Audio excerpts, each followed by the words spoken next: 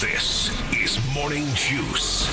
Sports, insight, and great storytelling. Starring Bobby Carpenter and Jeff Tito Thitoff. It's time to attack and dominate. Attack and dominate on this Friday. We've got a first today. The first time since this new version of Morning Juice started that two of the three Musketeers are gone. Ooh. You're the Lone Ranger. The Lone Ranger. References no one gets but old people like us. I'm Tito. No Bobby Carpenter. Austin Ward's to my left. Other side of the glass, Big Mo. Good morning, gentlemen. Austin, how are you today, my friend? Awesome.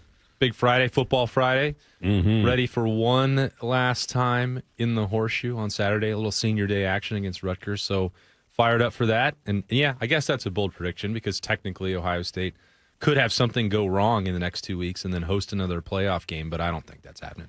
Everyone needs to understand when he says one last time, it means this season he's not leaving us. Austin Ward will Sorry. be back there. No, I'm just saying the way you said it. One last time in the shoe. It's senior day and Austin Ward day. Because they're never going. Well, it's Jerry Emick Day. It is Jerry Emick Day. You're right. His That's last true. home Yes. game in the Horseshoe. Oh, yeah. That will be the last. He's not coming back. How long have you known Jerry Emick?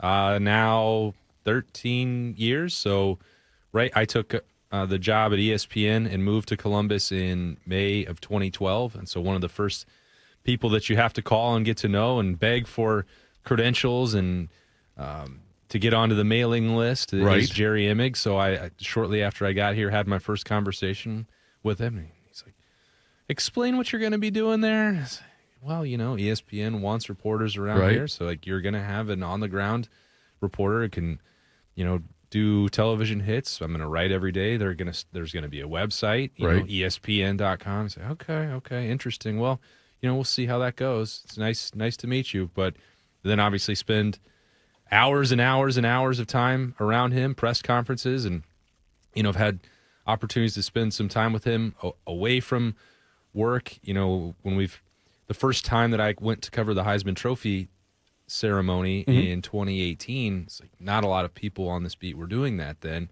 It's like, so that was, 6 or 7 years I'd known him. It was like there weren't other people for him to hang out with there, or weren't other people for me to hang out with. So to go have an old fashioned or two with Jerry and get to know him and everything that, his family and his story, he is one of the more fascinating characters that you're ever going to meet. And I'm going to miss having him around for sure. He's as good as there is in this industry. I've been, at 10 years before I got to Columbus, being around college football and college athletics.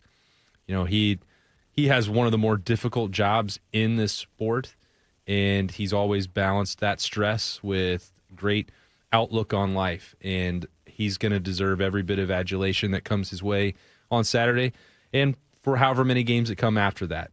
Because he's earned it. He's been phenomenal. That was a very touching tribute to Jerry there, which makes what I'm going to say ridiculous. You said you've known him 13 years. How long have you, Big Mo? I have known him for 7 years. Have you ever seen him with hair?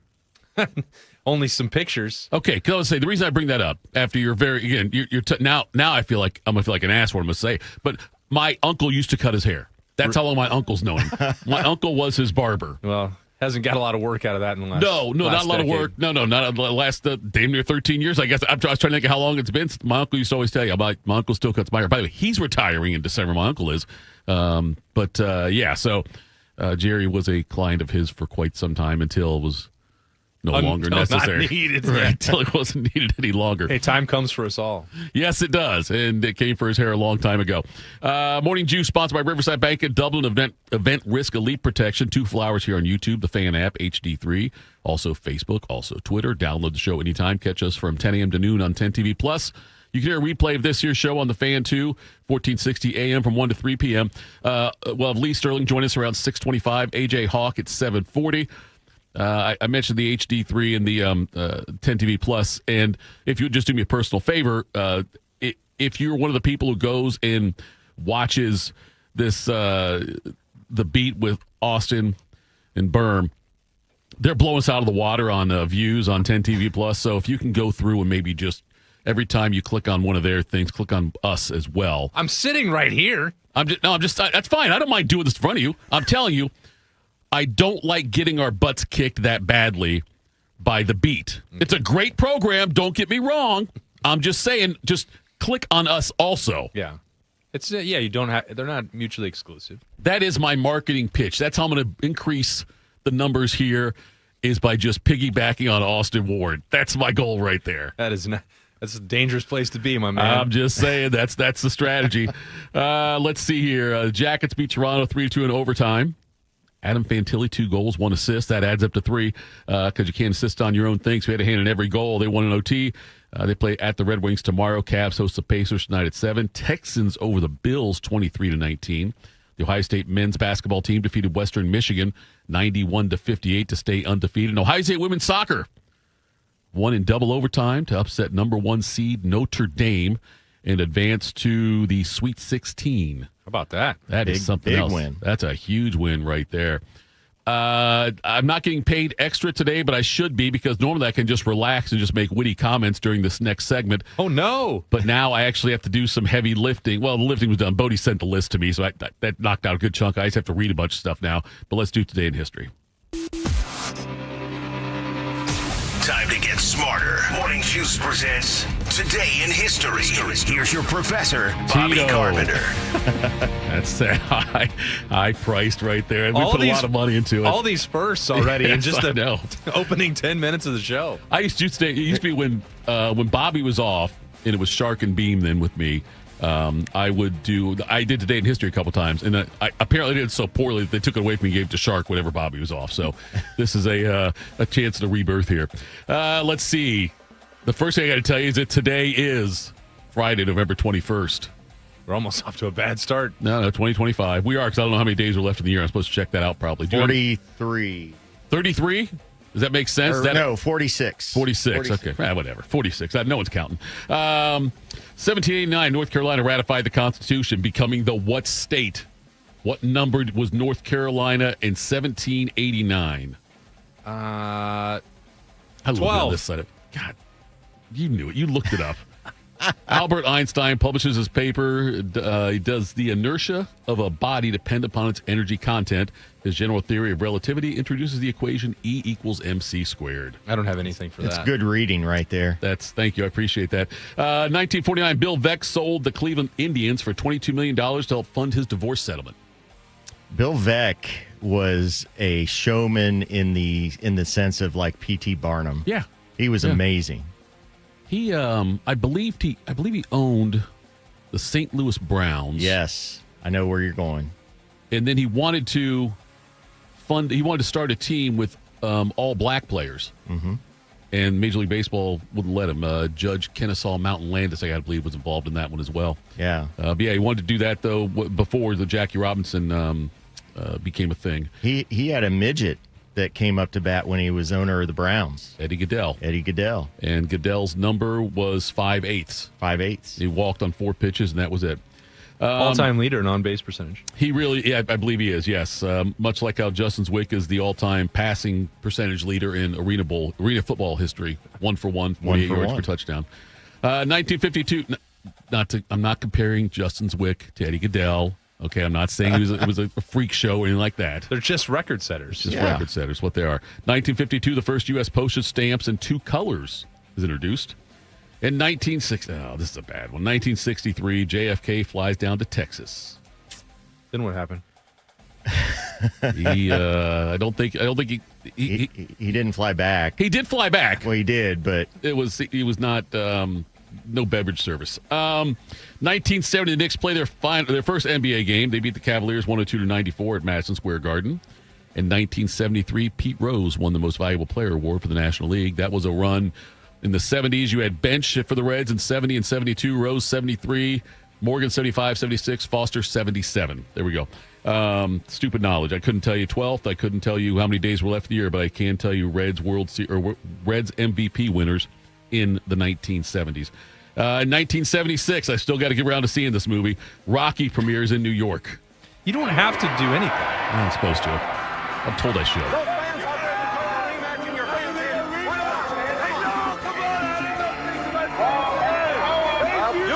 ladies and gentlemen. You can't do it. That's my friend. He's your friend. You're breaking the jack. Come on, let's go, buddy. Come on. Molly? Adrian! Rocky! Adrian! Rocky! Hey, say hi. I love you! I love you. I love you! I love you! I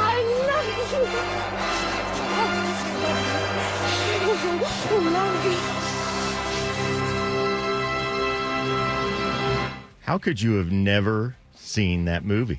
I saw Rocky 3. That was really good. I can't believe. I don't think 1 or 2 probably live up to those, do they? What? Rocky 3 is a What? Just jump in the middle of the Yeah, series. That's what I did. That's best way. because that's what was on HBO when we first got it. That was that when HBO had one channel and they just had, get the little guide. That Rocky 3 that one summer was on all the time. So I probably watched it 7 times. Yeah, I've seen 3 and 4. Well, that doesn't count for covering 1 and 2. Just watching the third one 7 times. I think I know how they end. 1980, Dallas's episode titled "Who Done It" airs, reveals who shot JR, earned a then record 53.3 rating in the U.S. over 83 million viewers, 76% of TV watchers. You were right. I was at that condo that night, looking for JR. And yes, I did have his gun. But you saw how drunk I was, and you still gave me a drink, She's talking to Kristen. knowing I'd put the gun down to take it. Stepsister or half-sister or sister?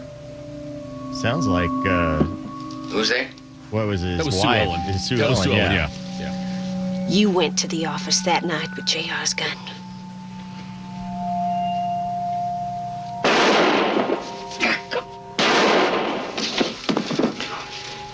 It was you, Kristen, who shot JR. Dun dun dun. What a huge deal that was. I was, 9 at the time. And I remember the season finale that happened, obviously, early that year, and how there was all this speculation about who did it. There was even like a song, I think, out called Who Shot JR.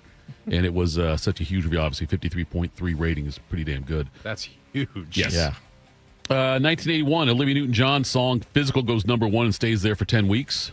Horizontally, let's get physical.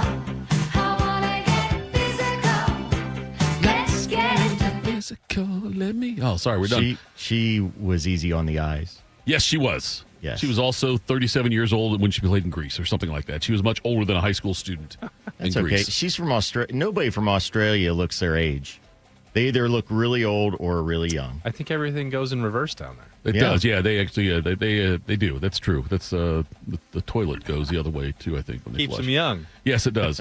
Not the toilet part, just being Australia though. Yes. 1989. know. Maybe you're right. Could be right. I don't know what they do down there. I've never been down there. 1989, President George H.W. Bush signs law that bans smoking on most domestic flights. 89, huh? Wow. 2013. Can you imagine if that was still allowed? I mean, I can't even imagine it. No, I can't either. No. And by the way, I always feel a little bit less safe if I get onto a plane that's still got the ashtrays. I would still too. don't. When was the last time that happened to you? I can't remember the last time, but I remember it happening though.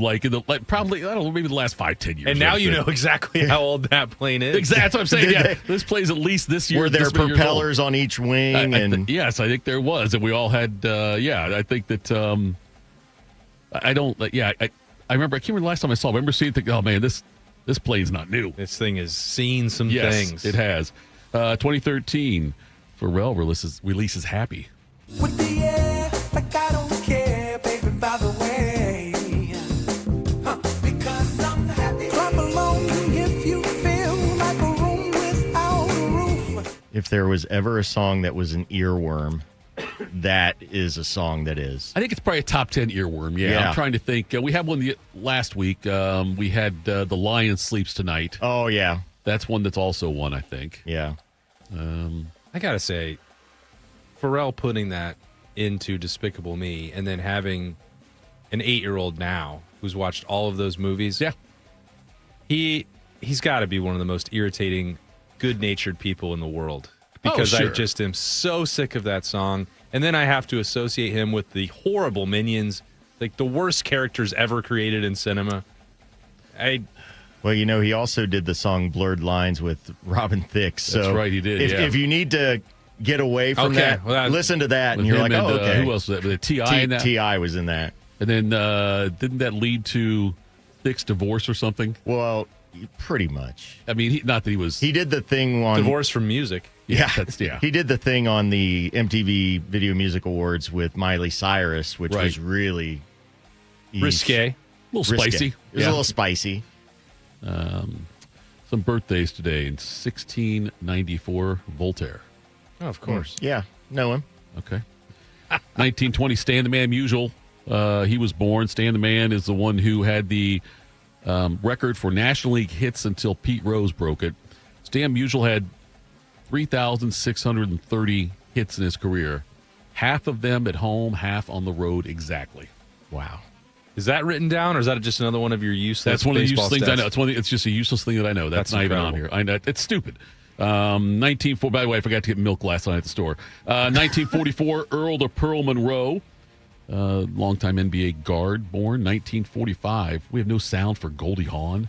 Yeah, I should have just found some. That's Goldie Hawn. Yeah, Legend, the absolute legend. 1955, Cornbread Maxwell. Cedric Maxwell's born. We have sound on him? I have nothing on him. Oh, wow. Oh, yeah, I do, actually. I was the first guy really to guard Larry. And I remember I was like you. I was the king of the mountain, man. I was averaging about 20 and 10 when Bird got here. Yeah. So I'm thinking he's coming to this building. I'm looking at him, but we have the first practice. I'm thinking like, this ought to be a piece of cake. Yeah. Guy don't look fast, don't look good. Yeah. I'm about to do something to him. I'm thinking, he's slow. He can't get off a shot. He's not that strong. This is gonna be a layup. Bam, knocks down a jump shot. Okay, maybe that was luck. Gets the ball again. Bam, knocks down another jump shot. Now I'm thinking like, okay, hey, you know what? I'm gonna D this guy up. I'm gonna show him what it's like. 20 feet away. Bam. 25 feet away. Bam. My mind just goes so good. Damn, this white guy can play. Boy, I'm telling you what, it changed my opinion about racism in this world. Cedric Maxwell was the MVP of the 1981 NBA Finals against the Rockets for Bird's first title there. And then I think he ended up getting traded in the deal that brought back Bill Walton, if I'm not mistaken, from the Clippers. 1965, Bjork, whatever. 1966, Troy Aikman, birthday. Aikman quickly. The pass to Harper. Harper off to the races. They're going to run him down, however. That was a heck of a call. That was a heck of a throw by Troy Aikman. Aikman to throw. Kelvin Martin, touchdown. This team's going to Pasadena. How about them Cowboys? Yeah! And here comes Troy Aikman back to the field where he played his college football at UCLA. Aikman. Novacek touchdown. Aikman touchdown. Michael Irvin. Team-yard line on the spot. Aikman to Irvin again. Touchdown. And he'll go behind 2-A, but it's Aikman with the ball, and he's going deep. Harper wide open, touchdown. What a ride it's been. Troy Aikman's the MVP, and Dallas, your Cowboys are the champions. This game meant everything to me, to be quite honest with you. No matter what happens in my career from here on out, at least I can say that I took the team to the Super Bowl and we were able to win it. Aikman originally went to Oklahoma, committed to play for Barry Switzer, and then he broke his leg while he was, I think it's freshman year or whatever. He broke his leg and then also decided he had enough of Switzer and went to UCLA, where he reached much greater heights before. Well, it wasn't just that he had enough of Switzer. They also had Jamel Holloway go in and go absolutely crazy running the option. Also and, true. Like Oklahoma was willing to change their entire offensive philosophy because they knew how great Troy Aikman could be, but it's like, then they put in the guy that they recruited to run that offense. It's like, no, you maybe don't need to go back, Troy. If you'd like to go get some sunshine out there in SoCal, go ahead. Aikman, as far as a NFL quarterback goes, he gets a lot of recognition for the 3 Super Bowls.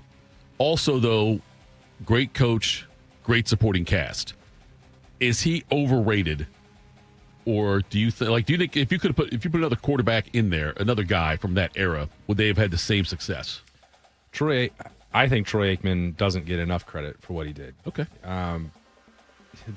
I grew up watching those Cowboys teams, so I'm a little bit biased on that front, Tito. I was born in Tulsa, so this useless Sooners knowledge that I just had, that came from the first football games that I went to were in Norman, and my dad had season tickets, so I have an affinity for Troy Aikman. I'm biased. I'm going to say that right now, but I don't know that you could have just plugged in any random quarterback onto those teams right then. I mean, Troy had a knack for making the right decision. The accuracy was there. Could he move a lot? Nope. But you look at that era and some of the teams that they had to beat.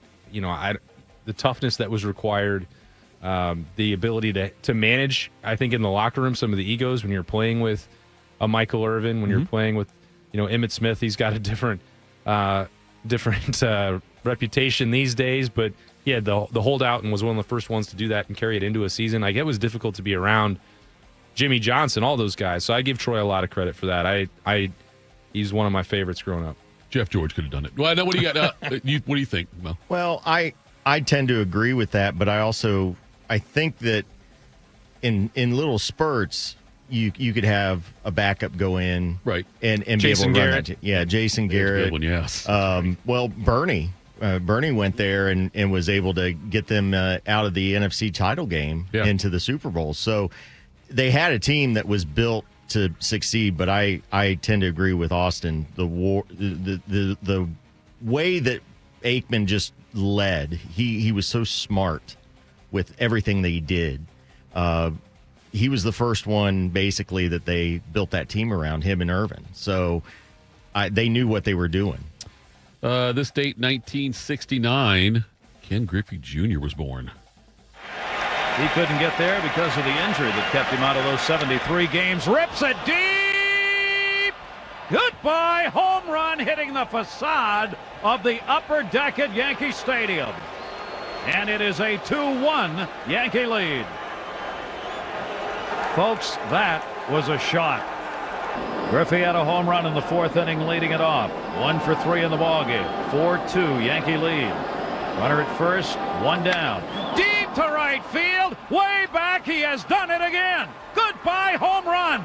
Ken Griffey Jr. said to his teammates, "Get on my back and I will carry you." He is carrying them in game 1. 4-4. God, I wish he used HGH. But the most pure swing I was just going to say, ever seen. Baseball aficionado Tito, tell me there's a sweeter swing in the history of baseball than Ken Griffey Jr. There isn't, but I'm just pissed off he was so wholesome. Because him and Eric Davis, they both use HGH, would have made my baseball youth. I was 17 when Davis had it. It counts. That's fine. It would have made it so much better. You're youthful now. You got a series title in 90. I know, but Davis, though, Eric Davis was the most talented baseball player I've ever seen, and he couldn't stay healthy. And Junior gets the Reds and can't stay healthy. I wanted both those guys to cheat. Instead, Bonds did. 1971, Michael Strahan is born. First and 10 at the 42. That's the Gets the sack. Of course, he got the sack. Gets the sack. And you know what? No one's happier than Brett Favre. Of course. How about that? No one's happier than Brett Favre. What a ridiculous play that was. That's so dumb. 1985, Carly Rae Jepsen's born. Hot night, wind was blowing. Where you think you're going, baby? Hey, I just met you, and this is crazy. But here's my number, so call me maybe. Speaking of earworm, I'm just saying, if the woman said, call me maybe, that doesn't sound very enticing to me. It's not going to work for you? You need yes or no? I'm not going to hear happy music in my head if that's what they say. Anyway. You know how they are. Unfortunately. Was it usually Call Me Never? It was eventually became Call Me Never, yes, after the so first maybe date. seems like a real upgrade. Yeah, I think you'd be excited. That's fair. 1958, Mel Ott died. Mel Ott, at the age of 49, former great New York Giant, died after an auto accident. In 1988, a teammate of his from those teams, Carl Hubble, died also in an auto accident. He had suffered a stroke while he was driving, and Ott died a week after his accident. Hubble died 2 days after his. Hubble famous for striking out the 5 All-Stars in a row. Ruth, Gehrig. I'm trying to think who else is in that group. I had it called up here now, but I didn't want to cheat. I was trying to get off the top of my head. You don't know this? I should. Ruth Gehrig, Jimmy Fox, Al Simmons, and Joe Cronin in the 1934 All-Star Game played at the Polo Grounds. By the way, you ever seen the Polo Grounds? Their dimensions? The most ridiculous-looking ball field. Pretty wild. Yeah, it was like 511 feet to center field. Yeah. Dead center. Insane. Also, 1993, how long? Bill Bixby, the Incredible Hulk, died. Classic. Yes. You got some holidays observances there for us? I do. Today is World Hello Day. Hello. Hi. Hey. National Stuffing Day. A week next week. Yeah. I mean, it's a week before Thanksgiving. World Television Day. I mean, I guess that's a big deal. I don't know. National Gingerbread Cookie Day. Do you guys like gingerbread cookies? I'm out on gingerbread cookies. I can give or take. Yeah. Not for me. Yeah. And National Red Mitten Day. What? Yeah. This observance promotes wearing red mittens as a symbol of support for Canadian athletes, and unity during sporting events. Okay. The Stuffing Day thing, probably because, I know it's a week, but because didn't Thanksgiving used to be the third Thursday? And it changed later on to the fourth Thursday. It could be. I think that's what it was. What it says here is, as Thanksgiving approaches, this day celebrates the delicious side dish of stuffing. It's a time to enjoy and share recipes, particularly cornbread stuffing, which I love, which is a popular choice for holiday meals. Okay. And those are your holidays, observances, birthdays, deaths, all that kind of stuff here on November. Great job, Professor. Thank you. I appreciate feel smarter. That. You know what? So do I. It's November 21st. You didn't think anyone was going to say it, did you? I didn't think so. I'm glad you guys did it. Coming up next, Lee Sterling joins us. We will do that. Morning Juice. Hey, does this sound like you where every step or reach is a reminder that it hurts? The pain is there. A reminder of what you're not able to do, how far you've drifted from that life you used to have and love where you didn't have the pain. Listen, if this is you, if this is a family member, you need to talk to them about it. You need to do what I did and go to QC Kinetics. They've got the answers for you, the relief without the scalpel, without the surgery. At QC Kinetics, they tap into your body's own regenerative power. The damaged tissue, it can be healed by itself. It's not science fiction. It's your body's comeback story. The very cells in your body can help you get healed with no surgery, no pills, no long recovery, just remembering how to move and feel alive again so you can golf, hike, do all the stuff you love to do. So go check them out at qckinetics.com/Columbus or 380-208-4544. They have offices all over Columbus, so be sure to check them out at 380-208-4544. James Laurinaitis here for my guys at Green & Sons, the premier Kubota dealership in Central Ohio. Green & Sons has all the Kubotas you need to tackle your land and come out a winner. They have zero-turn skid steers, tractors from 18 to 171 horsepower, and also utility vehicles. My favorite is my RTV Sidekick. The best thing about Green & Sons is they've been family-owned and operated since 1970, and you will love dealing with the Green family and their winning team. Do what I did and check out Green & Sons located in Mount Sterling and Marysville or online at greenandsons.com for all your Kubota needs. I always tell people I was the luckiest guy in the world. I wanted to be an Army man or a fireman, and I got to do both. As a firefighter, my job was about saving lives. I never thought one day I would be fighting for mine. After spending his career answering the call to save others, Ken was diagnosed with ALS. Now he's facing his biggest battle, for more time. For 70 years, Muscular Dystrophy Association has been answering the call to help people live longer and more independent lives. MDA means to me hope. MDA is leading the way for people living with ALS, muscular dystrophy, and other neuromuscular diseases by accelerating research, advancing care, and advocating to empower families like Ken's. I wouldn't be living as good of a life with ALS if it wasn't for MDA. MDA is helping people live stronger and love longer. Learn more at mda.org today. As we wonder why our kids are struggling, someone is getting bullied. as we discuss how to improve their mental health. Someone is being harassed on social media. As we wonder why they're skipping school, someone is crying themselves to sleep. Knowing the signs is the best way to prevent bullying. Please just leave me alone. Learn the signs at sandyhookpromise.org. One man is a national champion, NFL veteran, and local business leader. The other man is Tito. This is Morning Juice. Sponsored by Riverside Bank of Dublin. Here's Bobby and Tito. Morning Juice. No Bobby. Austin Ward joins us. Also, Big Mo running things today. Bodie off, probably mourning the Notre Dame women's soccer loss last night. If I Boy, know what anything a about tough turn of events for the Bodeman. Yes, tough indeed. And now we are joined by our good friend Lee Sterling, Paramount Sports. Lee, good morning, my friend. Good early morning to you. I wanted to ask you this first because I did not watch the entire game because I had to sleep. But then I woke up this morning and saw somehow Houston had beaten Buffalo, the same Josh Allen that accounted for 6 touchdowns recently. All of a sudden had no touchdowns and 2 picks.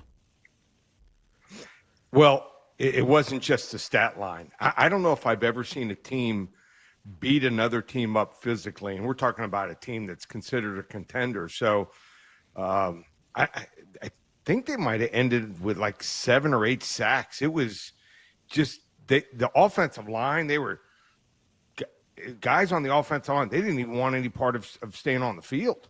So they had to pull guys off. They got beat so bad. And then Josh Allen beaten up. There was one time he was hit. He was feeling his hand. It was obviously numb and hurt. He stayed in there. But the whole game, they just absolutely beat up that line. And then a bunch of defensive players went off hurt and could be gone for a while. I don't know if there's ever one game where I saw a contender physically and mentally beaten up so bad that I think they're done. I don't think they can compete going against these top teams. So it was 8 sacks total on Josh Allen. He's a tough guy to take down, because he's so big and strong and fast. So hats off to Houston. That's some defense. And the score is not even indicative of how far these two teams were apart last night. Buffalo scored on a kickoff return and also stayed in the game right at the end only because of a flea flicker. So Buffalo, I've never said this before on a team in the middle of the season based on one game. I don't like knee-jerk reactions, but I think Buffalo's done.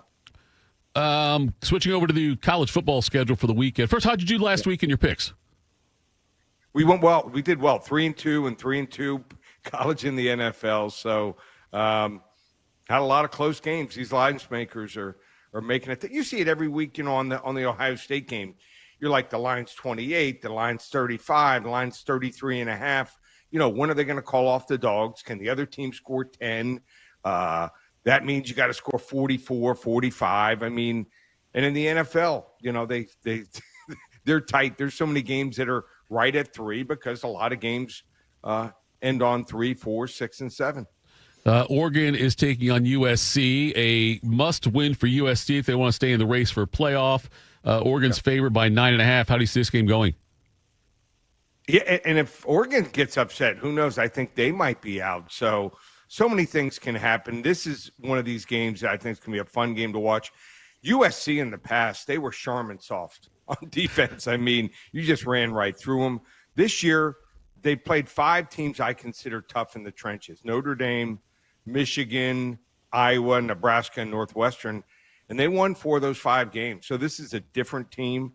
I think Oregon's problem is the receiver position. They've lost 3 of the 4 best guys since the start of the year. They just can't take the top off the defense and score in 1 or 2 plays like they used to in the past. So that's a real problem for them. When you got to go 8, 10, 12 plays, more chance for penalties, also turnovers.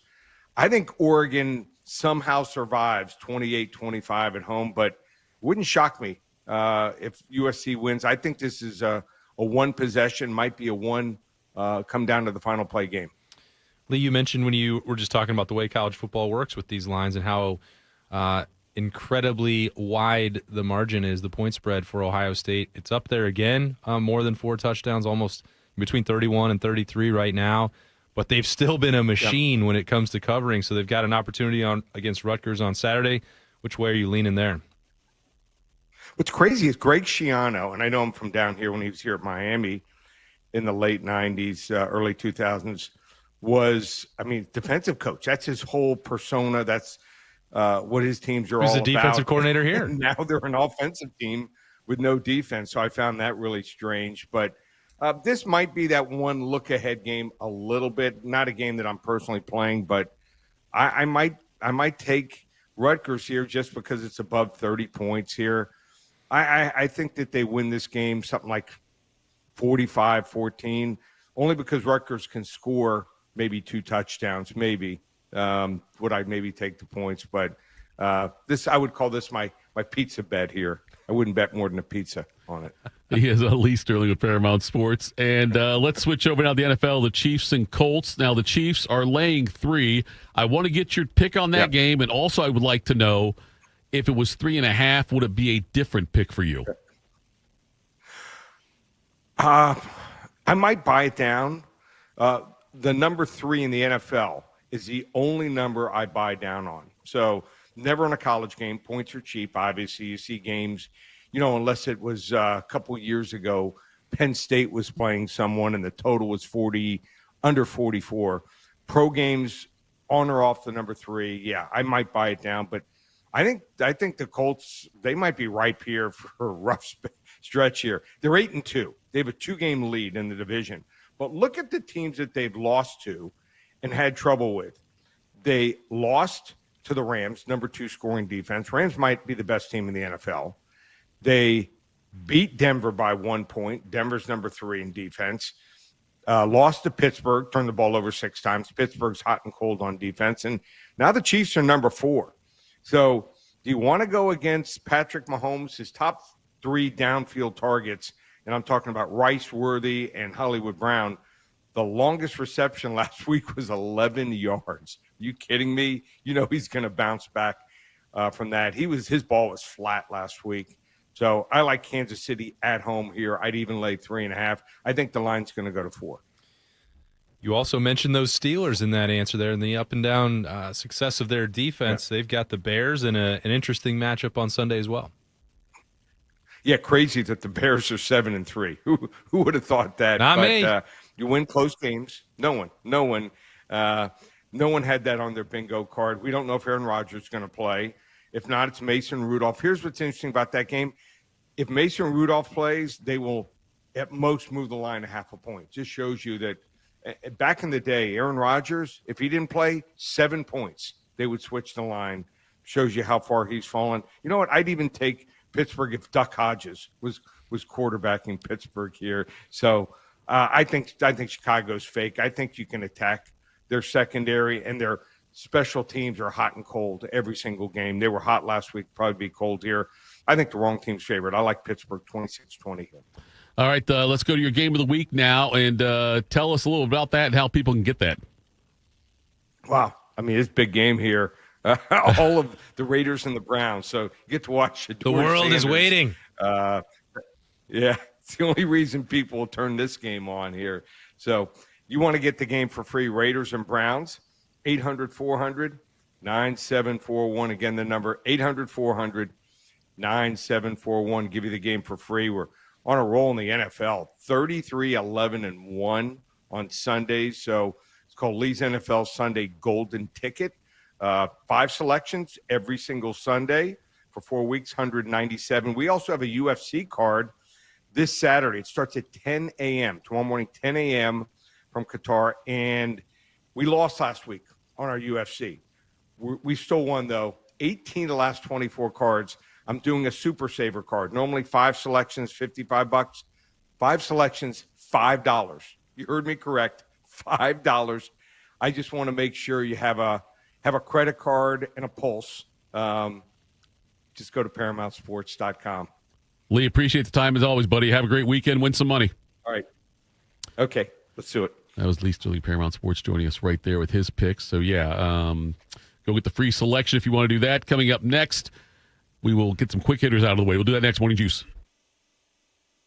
Delaware County Veterans Services, here for those who served. Located on the ground floor of the historic courthouse in downtown Delaware, our team of Veteran County Veteran Service officers is ready to help you access VA benefits, emergency financial assistance, dental and medical grants, transportation, and more. Need a ride to a VA appointment? Facing a financial emergency? Are you or your spouse simply looking for answers? Then give Delaware County Veterans Services a call. 740-833-2010 to schedule an appointment. Delaware County Veterans Services.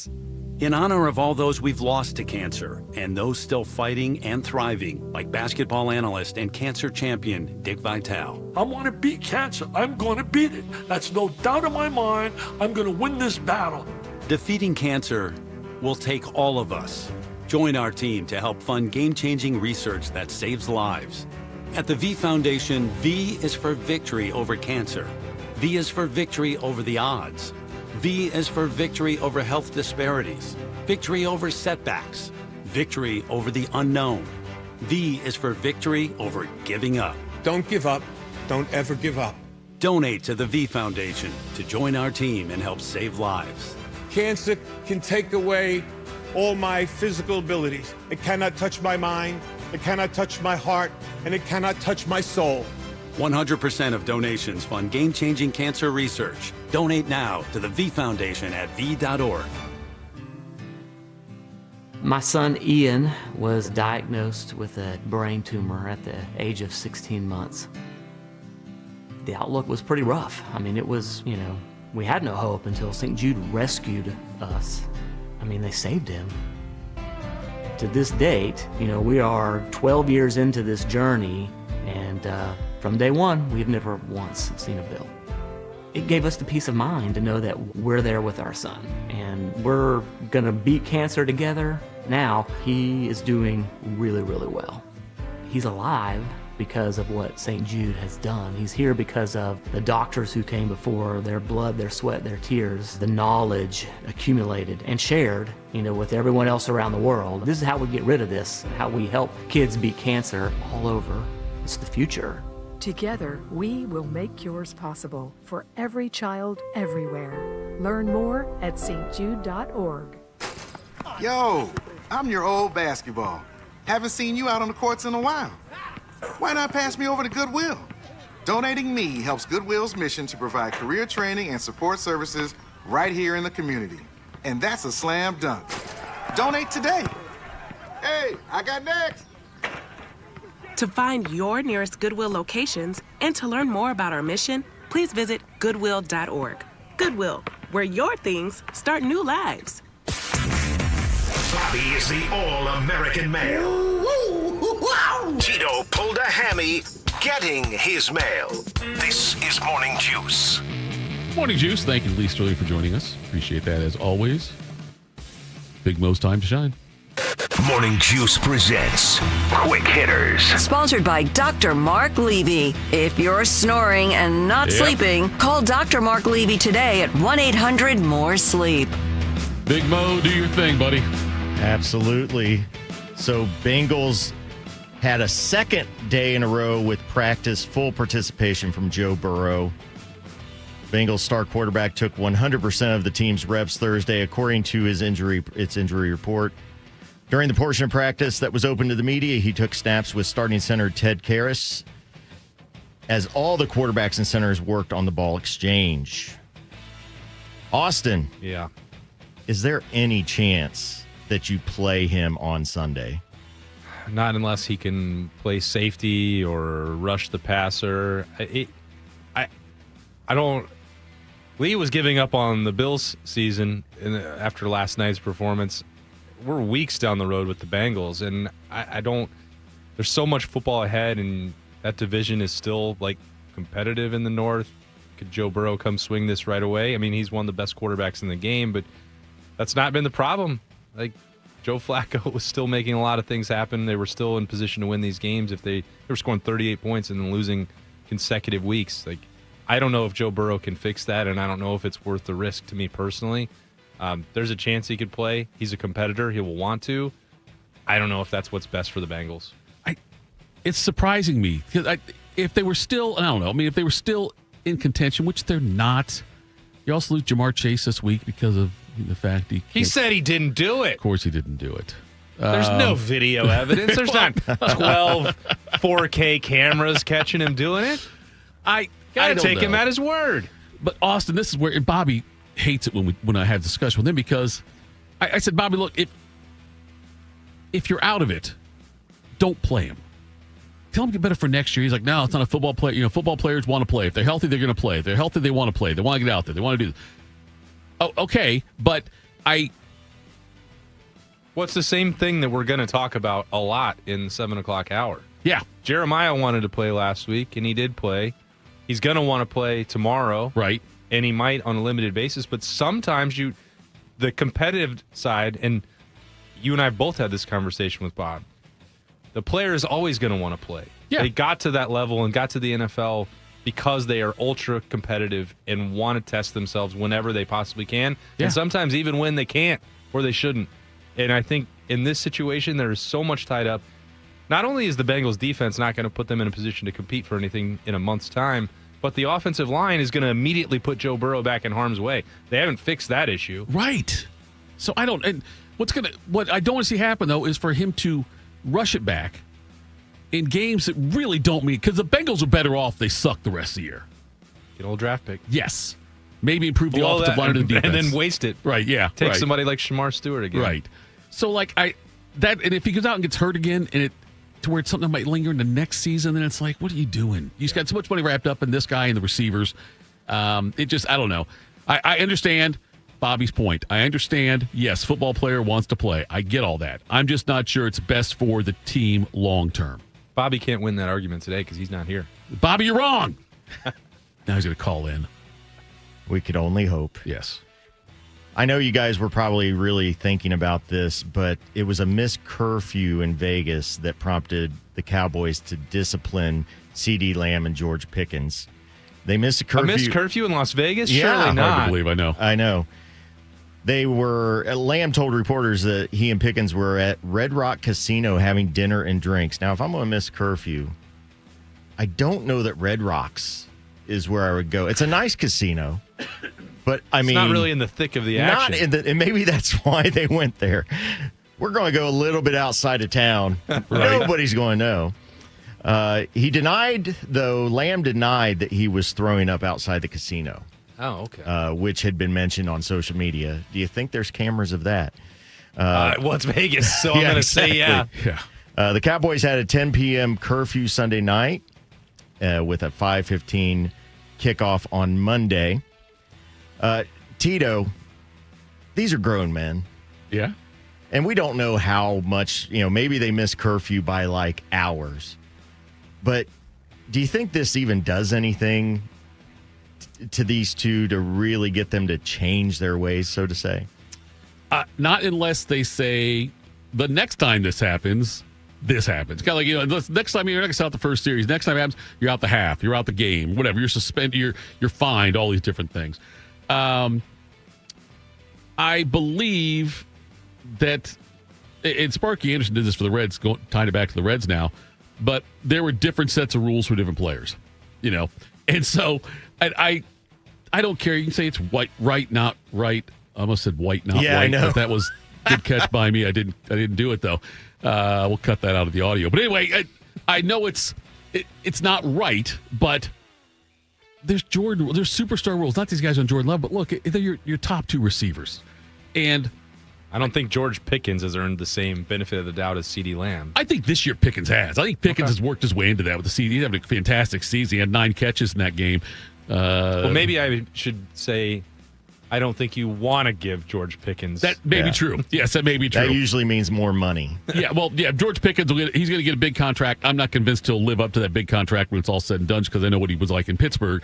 Pittsburgh would love to have him on a contract year with opposite DK Metcalf, but nonetheless, the curfew thing, if it's not that, again, if they were out till 5 a.m., then okay, that's a little bit different. But if they're an hour late, that's different as well. So your stance is really, if it had been a backup yes lineman, cut his ass. Probably would have been, well, maybe cut, or at the very least sat the whole game. Yeah, right. Yeah. Which, okay.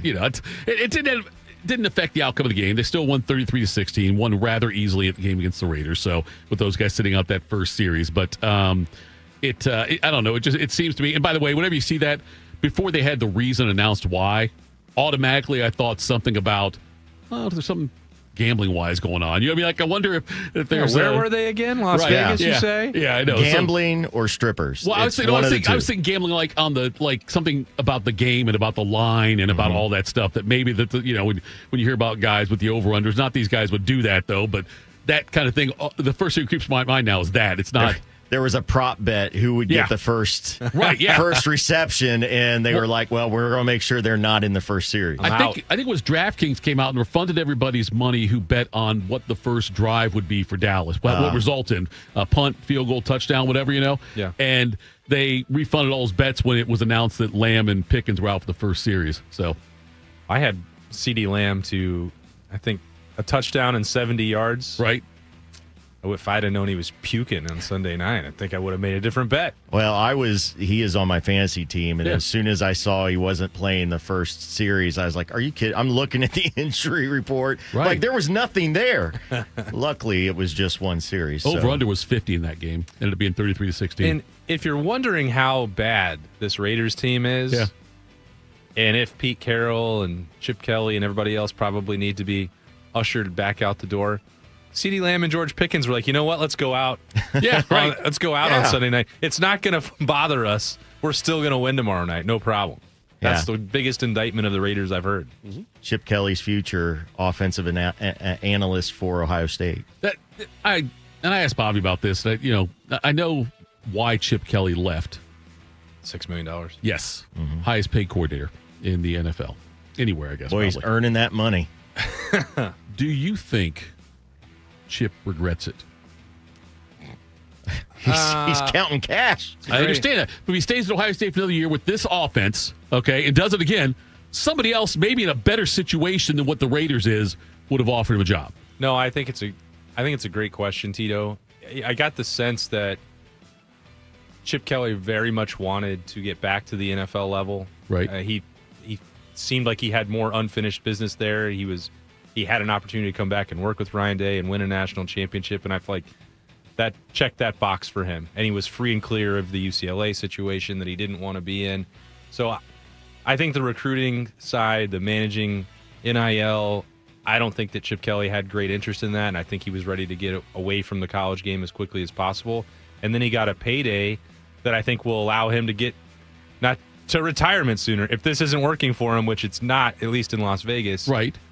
So I don't think he regrets it. I think he embraces the opportunity that he had, and now he can be one step closer to just going down to the beach and playing golf and moving on. I think that was probably more the priority, but I could be 100% wrong on that. I would think after last season, he had his choice of any coordinator job at any level that if he wanted it, and he still, and not that he was good at it, but still had like maybe head coaching in his future, an offer coming. Okay. Yeah.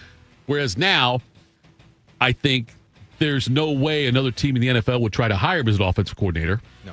And he's less of a head coaching candidate at any level now than he was. If he was at Ohio State still, if he had another great year like this, you might see a team like Penn State come calling to be their head coach or something like that. Yeah. You know what I mean? You could have seen that now. Now there's no way in hell. Yeah. But see, that's also why I don't think that he's going to live with regret about it, because I'm not sure that being the head coach at Penn State and the pressure and scrutiny and dealing with NIL and dealing with the transfer portal, a lot of those guys from that era, this includes Urban, this includes Nick Saban has been very vocal about it.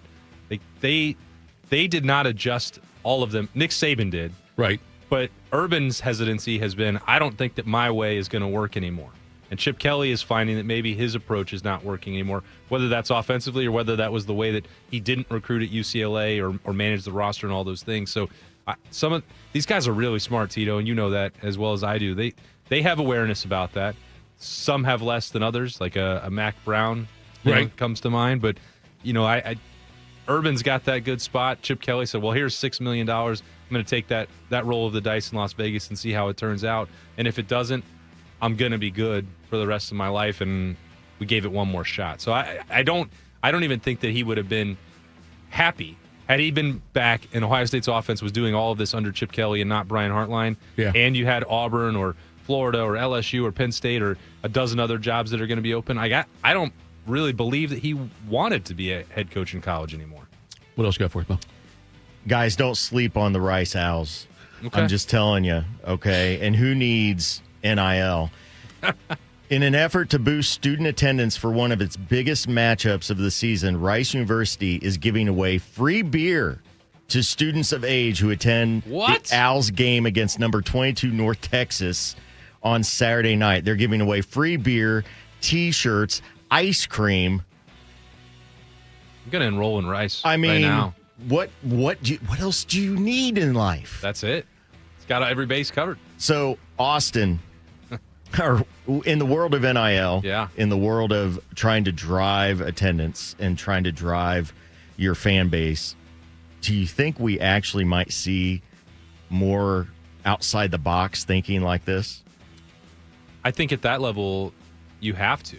I was talking to somebody like last weekend about these other opportunities to fundraise. And so Rice has this going on with their students. Last summer, Old Dominion had an NIL, craft beer fest and beer tasting in their football stadium, and whatever, all the tickets and all the, revenue went directly into the NIL fund. You saw Oklahoma State last year had a series of concerts. Cross Canadian Ragweed came back together. Turnpike Troubadours were there, where that raised millions of dollars for Oklahoma State. That's a program that has always been flush with cash, thanks to Boone T. Pickens before that. But you have to consider all these other ways of finding revenue, because the fans need something tangible back, Tito. A concert, beer, ice cream, T-shirt, whatever. Just asking people to donate to NIL and blindly hoping that it is spent the right way or that it's being spent at all is not going to work. So it's bringing together your fan base, it's community, it's engagement, and then it's something tangible to connect everything is critical. And if you can do that with beer, I say absolutely do that. What could go wrong? I'm not going to think about that. 10-cent beer night and that with Disco Demolition Night, 10-cent beer night. Those things didn't go well. But Rice put out on Twitter, they had a free beer graphic and the caption, "Students drink free on Saturday," but they took it down because it lacked context. They said it's not. This is what they said they've done. It's one beer per student per trip to the stand. So you can't come up and get a handful of them. Yeah. Per trip to the stand. Right. All right, just got to go back in line. They're serving it in 12-ounce cans, which is smaller than they typically sell at the stadium snack bar. If a student finishes a beer quickly, there's no set time limit before they can return to the kiosk for another one, as long as they aren't visibly intoxicated, and there'll be servers and campus police monitoring that. That can't be bad. Intoxicated. Free beer. That cannot be bad. Whose standard of intoxication are we dealing with? Right. These are high school or these are college students. It's medication that I'm on. That's what's causing this. So that's it for our quick hitters. And on Monday, if you tune in Monday for quick hitters, we'll probably have a report about something that happened in that Rice North Texas game involving drunk students. Everything is bigger in Texas. Everything's bigger in Texas. The beers are smaller, but there's going to be more of them served because students drink free. Coming up next, we'll tell you what to watch for tomorrow in the OSU-Rutgers game and the rest of the day in college football. We'll do that. Morning Juice. Cancer screening can save your life. Begin cervical screening at age 25. At 45, colorectal and breast screening. At 50, discuss lung screening with a doctor. Find resources for free and low-cost screening at cancer.org/getscreened. This is a public service message from the American Cancer Society. Hey, you know that chronic pain in your knees, hip, back, shoulders, whatever joint it might be, it can make life feel impossible. But at QC Kinetics, there's a breakthrough treatment that's giving patients relief, some cases even within 1 day. It's called stem wave therapy. This device has been used for over 20 years in Europe, and it's made its way to the United States. And there's a groundswell of demand for the treatments because the patients are getting real relief from acute pain, and they're spreading the word. Here is the most interesting detail. The device is both a diagnostic and therapeutic, helping Dr. Ray Tesner and the medical team at QC Kinetics find the problem and then trigger your body's own natural healing response. StemWave uses the same technology as lithotripsy, the sound waves that penetrate, spark blood flow, and more cellular activity. That's exactly what you need to promote healing and relief. Wondering if this is a good solution for you or your pain? QC Kinetics is making it easy. Your first treatment is only $49. So call for a consultation and ask about the $49 treatment right here at 380-208-4544. I'm Shanola Hampton. Every day, millions of people face hunger. Today, I will share with you some of their experiences. I'm stuck between paying for medications or paying for food. John from Maine. After paying my bills, I can buy groceries. It's sad to say, food comes last. Alice from Oregon. I thought pantries were for less fortunate people, but anybody could be less fortunate in a day or even a second. Claire from Virginia. The Feeding America network of food banks helps provide over 6 billion meals to people in need each year. No one should have to worry where their next meal will come from. Together, we can end hunger. Learn more at feedingamerica.org.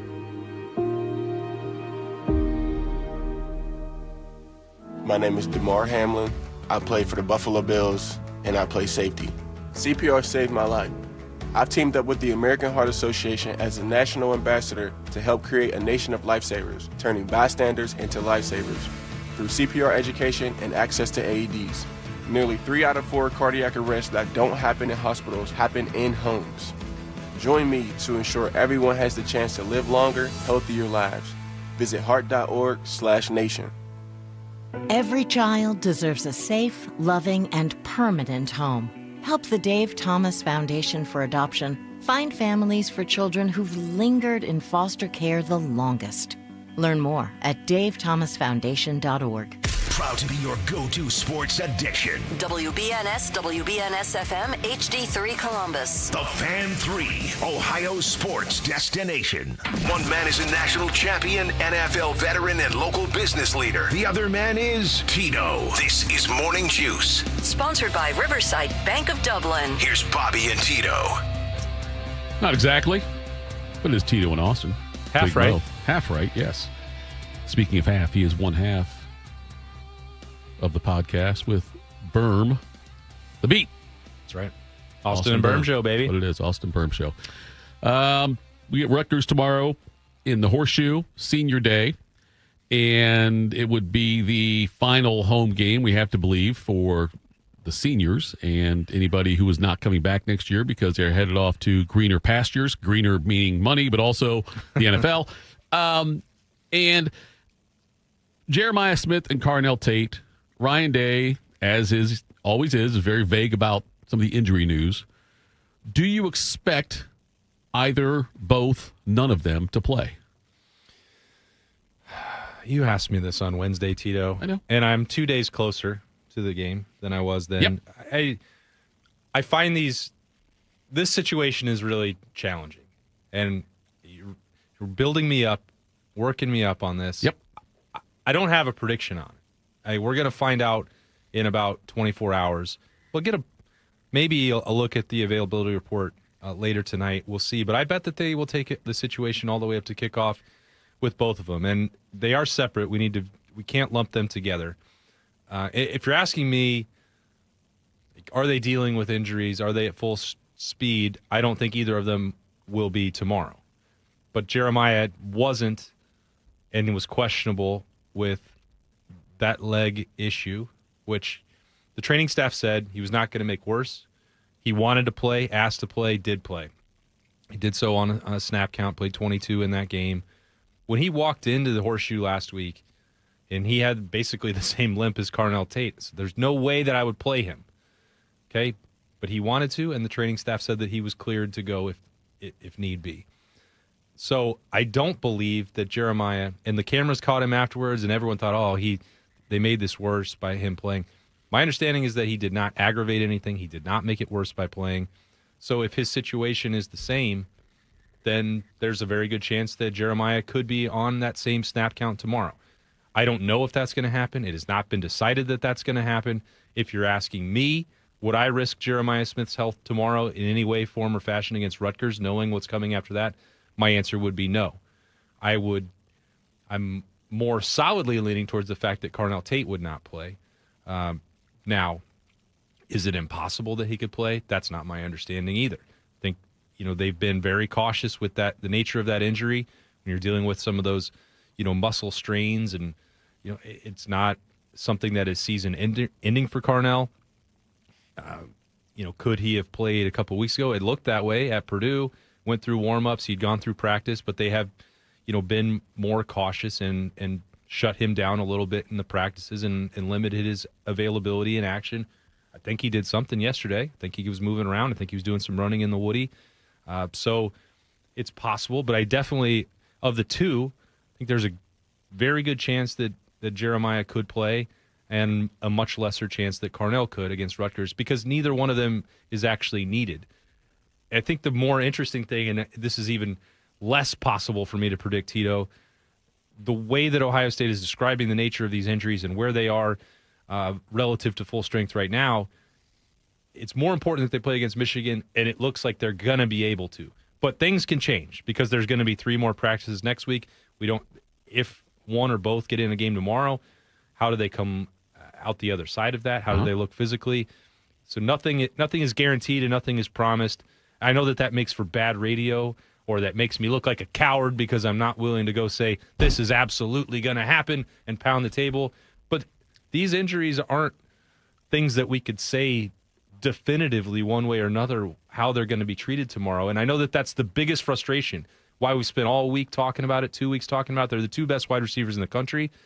Everyone is going to be interested. We all are. I'm trying to get as much information as I possibly can about it, and I feel like I have a good understanding of what they're dealing with. But that doesn't help me determine what the training staff or Ryan Day or Carnell and Jeremiah are going to want to do about that on Saturday at noon. Your professionalism disappoints me. I would much rather you pound the table, make some statement. I know you would. You're not going to bait you. Every time we talk, you want me to make a definitive statement on it, and I get it, because that's what Ohio State fans want. Right. They want to be told, because when we're talking about December and January or next week in the Big House, obviously Ohio State is at their best when Jeremiah and Carnell Tate are out there. We don't just call them the best wide receivers in the country for nothing. That's what they actually are. And that will determine help determine whether this team is at its full peak in January to go defend that national championship. So I am absolutely not irritated by you asking the question or by a million other people asking me every 15 minutes about it. I wish that I could give an answer that actually would alleviate the concerns. I want to be honest about it. I can't do that. I wish I could. Really, I do. And we're going to do this again Wednesday, getting ready for the game. Sure. And, I don't know that my answer will be all that different than it is right now, to be fully candid with you. Buckeye Frank says he's going to tell you neither of them's playing. So there you go. Hey, Buckeye Frank, he's the one who's got the pulse of it. He's right there in the corner of the shoe every week. Yes, he is. I trust his judgment more than anybody else. We'll keep an eye on that. And, this is the week in college football where the SEC pulls out the cupcakes. Alabama's playing Eastern Illinois. Call it what it is. Yeah, that's what. Say it. I'm not going to say it. Oh, your professionalism knows no bounds today. I never does, actually. The day I'm professional is the day you should probably have me checked out. But I don't like it when people soften it and call it Cupcake Saturday. What do you call it? Go ahead, you say it. Chicken Salad Saturday. There is Missouri, Oklahoma is an important game. That's not, a chicken salad game there. USC, Oregon, we talked about that with Lee Sterling. But other than that, there's not a lot of great college football on to kind of follow tomorrow as we lead into the rivalry week after that. But getting to the USC, Oregon game, and I'm going to go out and say, go out on a limb here. Ohio State's going to be Michigan. Michigan won't be in the playoff. But if the Big Ten wants to get a fourth team in, USC has to beat Oregon and hope they both get in. I don't know how realistic it is for USC to go into Eugene. If the game were at USC, I'd feel a little differently about it, but still, I think Oregon is a better team. From what I've seen of those teams, Oregon should be able to take care of business against Southern Cal. Yeah, I would think so, Tito. I've been wrong, I guess, about Lincoln Riley and USC this year. They've played tougher. Think back to the Michigan game. That was a much more complete and tough performance from them than I've seen at any point, really, under Lincoln Riley. Even when they were winning early after he got there, it was Caleb Williams doing Heisman things, and that defense was still an absolute disaster. And, Alex Grinch was struggling there, and we've all seen some of that up close and personal in Columbus, and we're not surprised necessarily by that. But, I think that they've been competitive in a way that I didn't really anticipate from them, and I give them credit for that. I still think that there is a part of Lincoln Riley that is looking at the Florida job, that is looking again at LSU, that thinks that maybe he knows that some of this has been an illusion and over his skis a little bit, and Oregon could be that reality check for USC this week. And I think there are also questions about Oregon and Dante Moore's consistency and ability to be relied on. Now, as soon as I said that late in the Iowa game, I was like, is Dan Lanning going to let him throw the ball more than 2 yards down the field? Does he trust him at all? And then he hit those 3 shots in a row in the final drive to lead them down there. So he's answered that too. I think Oregon is clearly the superior team here, and you've got a spread that reflects it. And I think you have to take the guaranteed 3 for the Big Ten. I don't think you want to see any of the, in terms of playoff spots. Right. If USC beats Oregon, it could get a little bit wonky. It could get difficult, and the SEC is right there to swoop in because you have some national media members and bracket projectors saying, "Oh, this could be 6 SEC teams." Right. There are teams that are in position to steal that. So I think if you're Tony Petitti, you want Oregon to win this game and guarantee that you're going to be in position to have 3. You mentioned the LSU and the Florida job, and look, I think Kiffin's gone. I think Kiffin's going to take one of those 2 jobs. LSU. Okay, LSU. Let's say he does take LSU. Is it easier to get into the playoffs as the head coach at USC or the head coach at Florida? Well, if they're just going to hand out SEC bids to anyone who has 9 wins, then Florida and LSU would both be easier than USC. I think there are challenges in that state and then with the Florida athletic department that people don't really take into account. And if the only ones that have ever given you success in that program are Urban Meyer and Steve Spurrier, those are 2 of the best college football coaches of all time. Right. I think it shouldn't be Florida fans are using that as that's what the barometer of success is, and not, well, this is an outlier. How did we get there? Because I thought Dan Mullen, the plug was pulled a little bit prematurely there, and he was doing a really good job relative to what I think is the difficulty of recruiting and developing and operating in Gainesville. Which, have you been there, Tito? I have not been to Gainesville. Some of the same limitations that, when we talk about recruiting difficulty to get people to go to Happy Valley, Florida is the same thing for the SEC. I actually, as much as I've been a very vocal critic of James Franklin, he elevated the success of that program. It was rock solid. It was stable. It was 10 wins a year until the one moment when it dropped below that. Right. Got to pull the plug. I give him credit for the sustainability of what he built there. And that's why I kind of thought that maybe Florida would be the best fit for him, because there are a lot of similarities. Florida, you're not going to get a ton of people that want to go live in Gainesville. It is a unique, smaller college town. It is difficult to get to, and it's the Happy Valley of the South to me. And I know that Florida fans won't like that, and I think Penn State fans won't like that either. But I think those jobs are more challenging than they get credit for.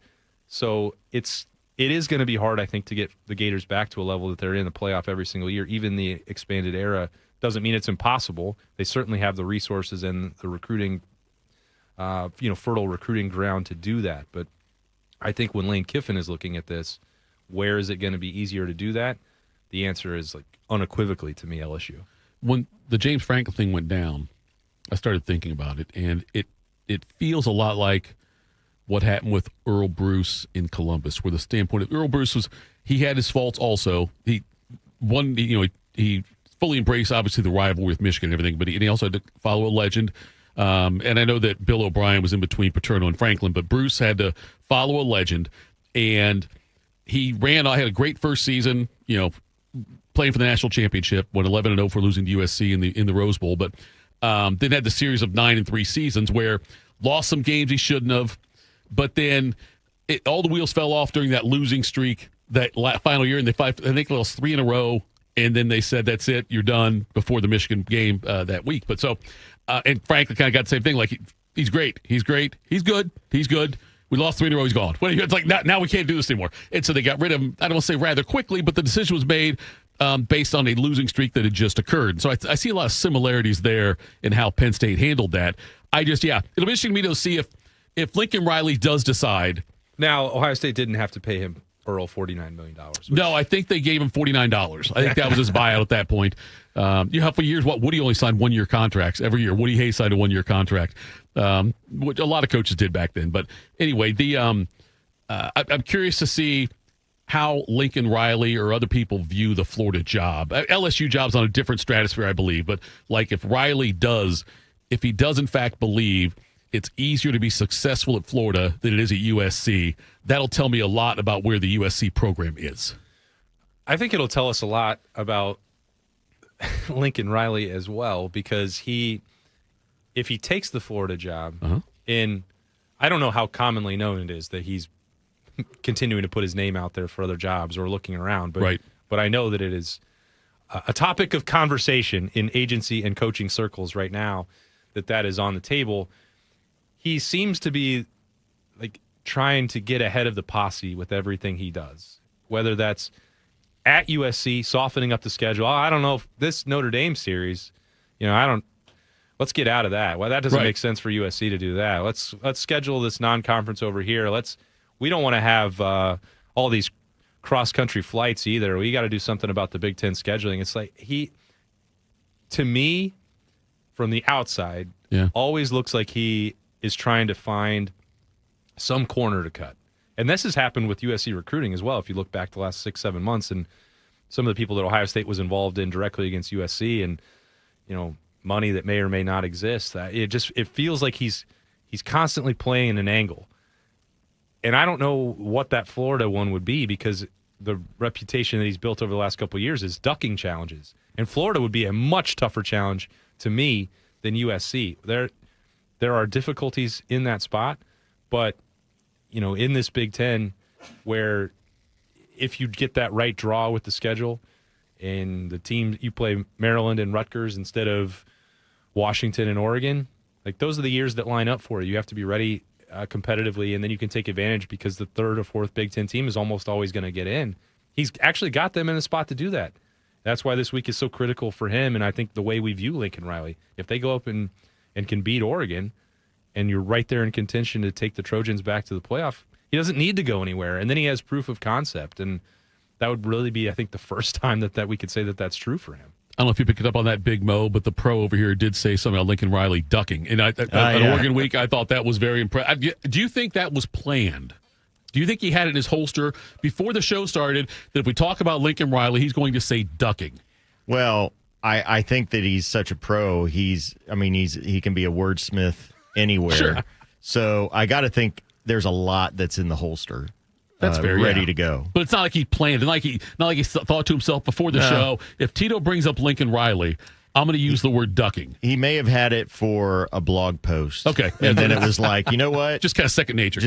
I'll put it here. That makes sense. I was just really only thinking about how I was going to dodge the Jeremiah and Carnell question. That's great. And you did do that. You did that very well. If you weren't watching on YouTube, he was literally like dancing around the question when I asked him that. Big Mo, what do you think is the Florida job? Is it easier to be in the playoffs at Florida or USC?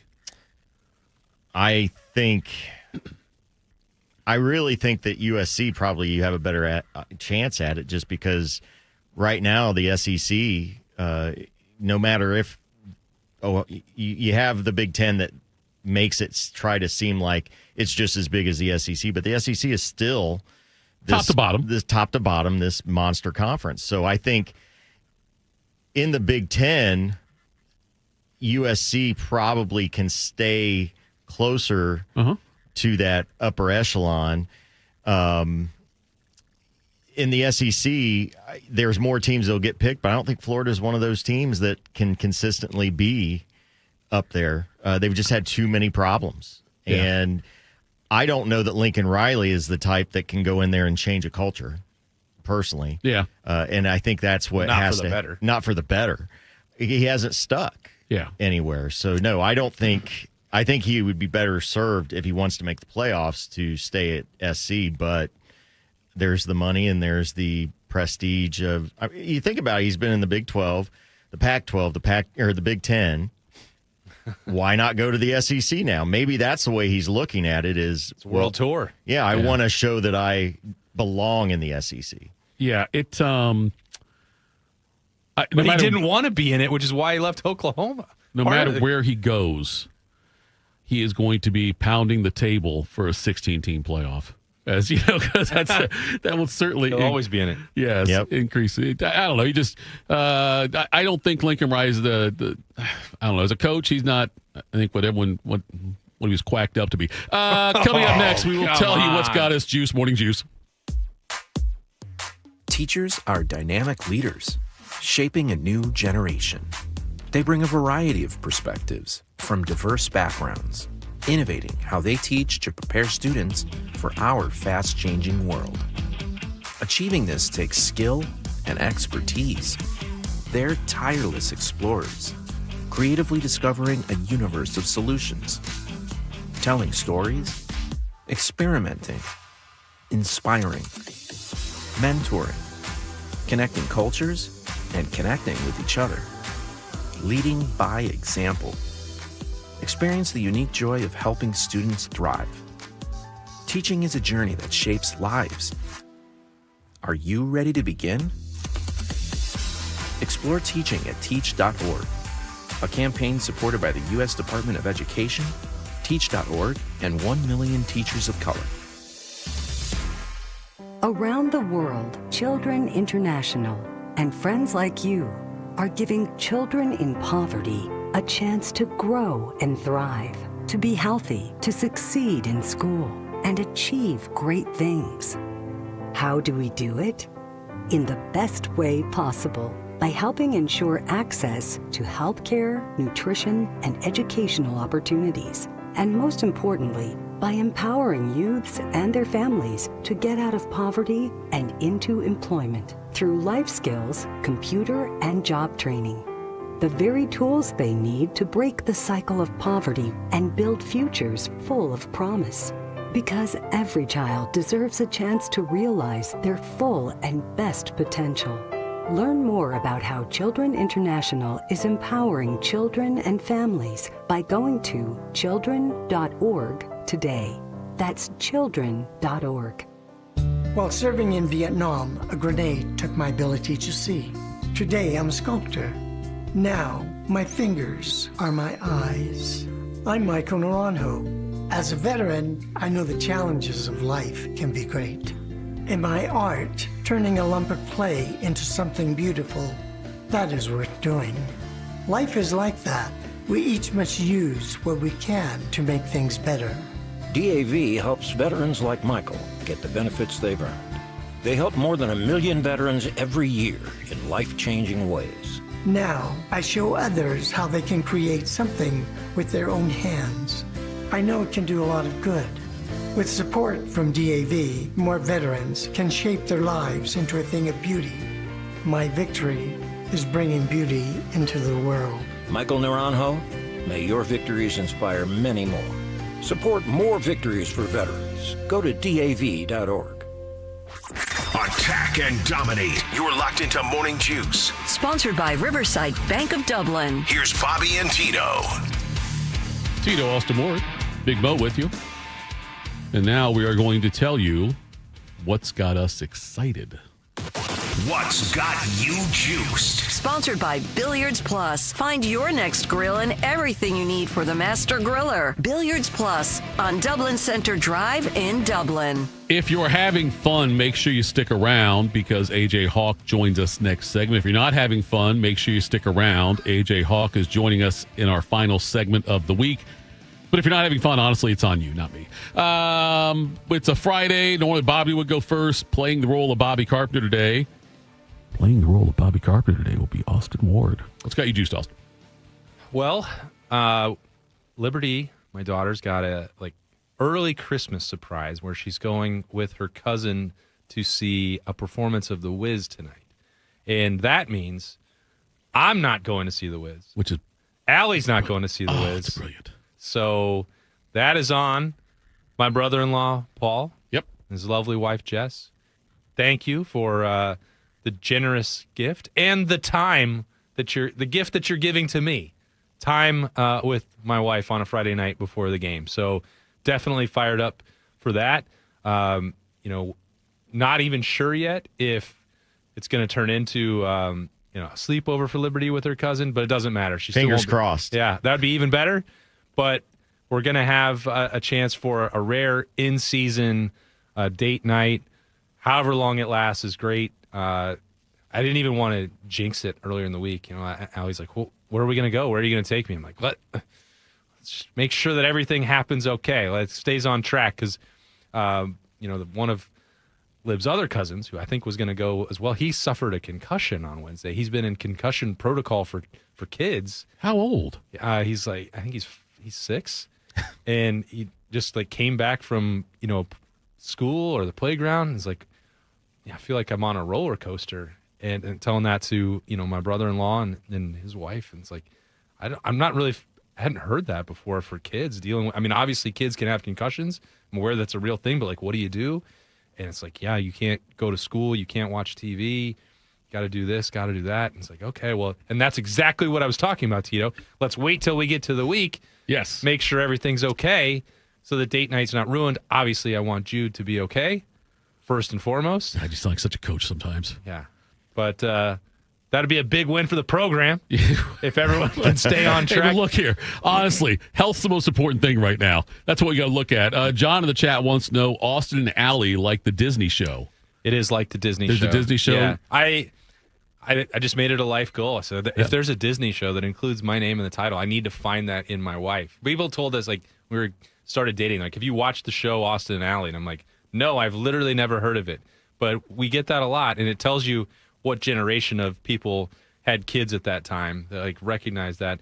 Lib started watching it 2 weeks ago. Okay. She's like, there's a show that's about you, and Mom's like, no, that's not what that is. But she's like, it's got your name in it. I said, yeah, it does. And we've heard about it plenty, but I had never seen an episode till 2 weeks ago.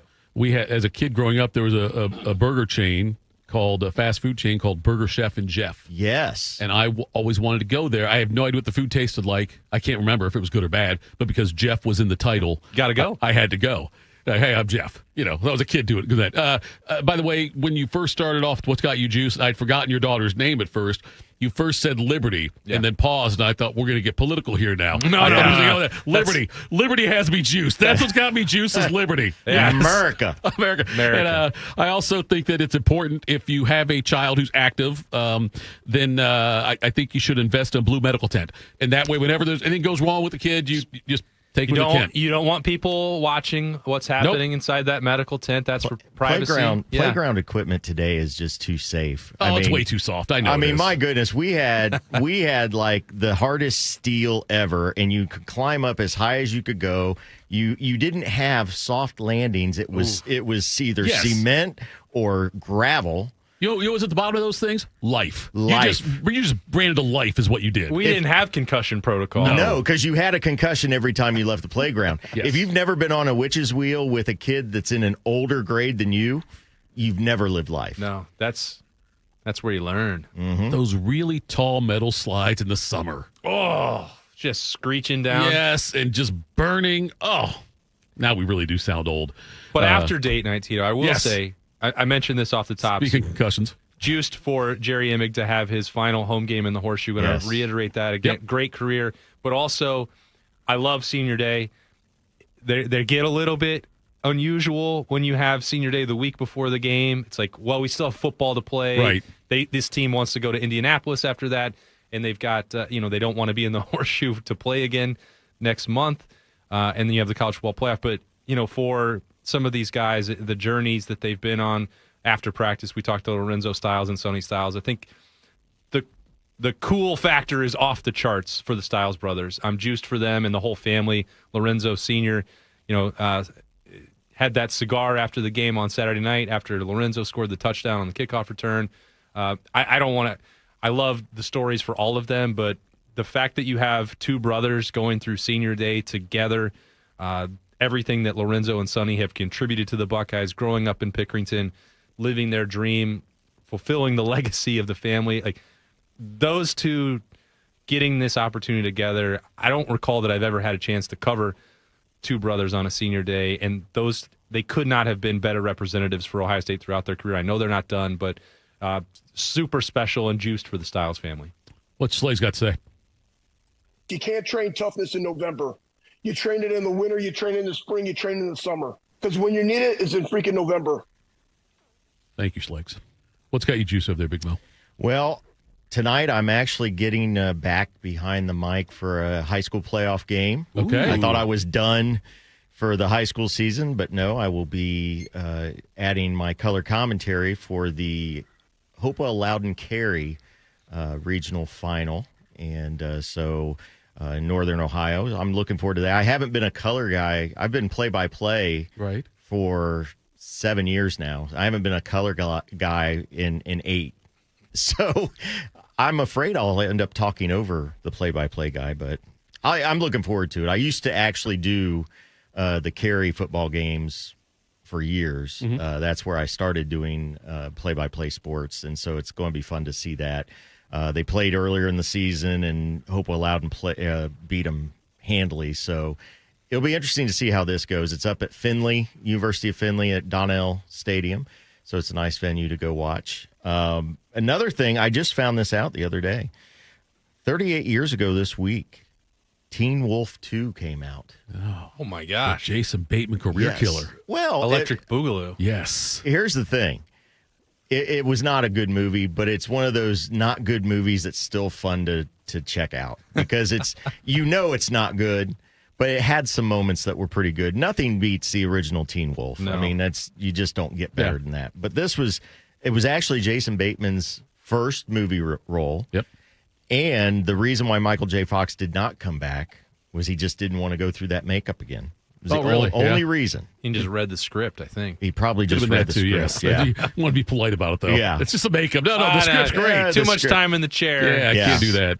What, you mean you're not bringing back the same Styles? Right. The same guy that played Styles? What? No, I'm not coming back. So that's got me juiced. I'm also juiced, along with Austin, about tomorrow. Senior Day at the Shoe is just so much fun. I always look forward to it, and I'm going to make sure that I say something to Jerry because he is just a class act. I can't say enough good things about Jerry. And me my background being at a smaller station that's an Ohio State affiliate, he treated everybody the same. He's always been equal to everybody, and I've always appreciated that. He is one of the truly good people that's in the world. Yeah, he's always been very kind to me when I've interacted with him as well, and I've not heard a negative thing about him. So the Teen Wolf 2 thing, by the way, first of all, let's back up a little bit. I saw Breaking. Have you actually seen Teen Wolf 1? Or I want to make sure that I can keep an updated list. I've seen Teen Wolf 1. Okay. I also saw Breakin' and Breakin' 2 Electric Boogaloo in the theaters, okay, with my girlfriend. Now, see, I never saw Breakin', but I did see Breakin' 2. Turbo was the guy there, the dancer in that one. I saw both of those. Jason Bateman spoke on Howard Stern about how Teen Wolf 2 really did hurt his career so bad. Like because he was on such a high before that. You remember, he was on the TV show Silver Spoons, then the Hogan Family, and was a very smart-ass kid that was but he was a very funny guy. And then he did Teen Wolf 2, and things just went. They couldn't get a call for anything after that. And he said he just got some bad advice on. He shouldn't have done it, but nonetheless. Yeah. So what's got me? First of all, I want to speak. You talk about doing the color thing, and you haven't done it for 8 years. And every time I talk to somebody who, Baker does a lot of calls for games, things like that, high school games and whatnot. I think he did the DeSales game last week against Massillon. But if you think it's easy to do, try doing it at home while watching a game with the sound down. That's how you practice.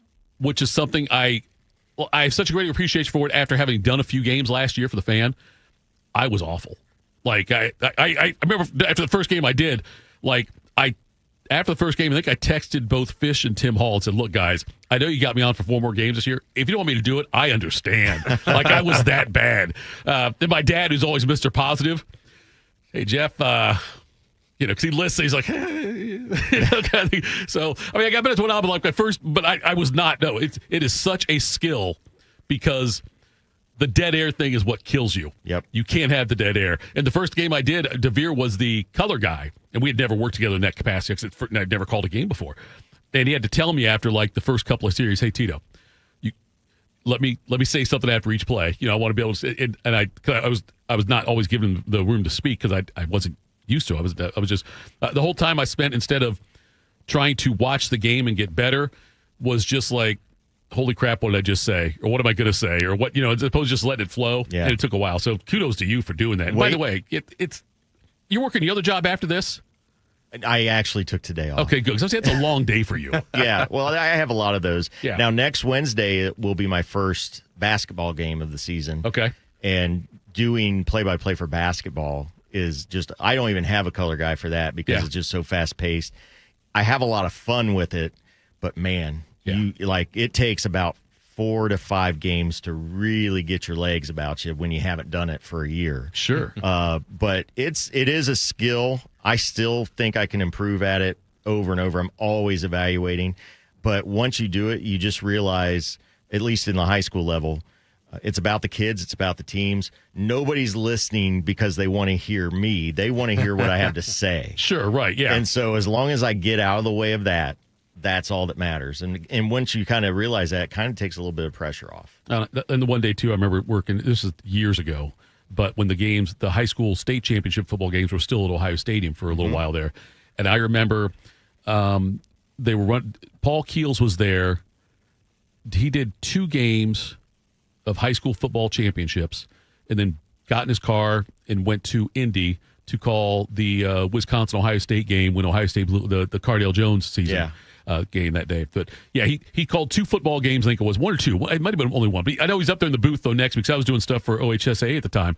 And I remember him calling the game and then hopping in his car and going to it. That right there. Or when he does basketball and football in the same weekend, it just amazes me.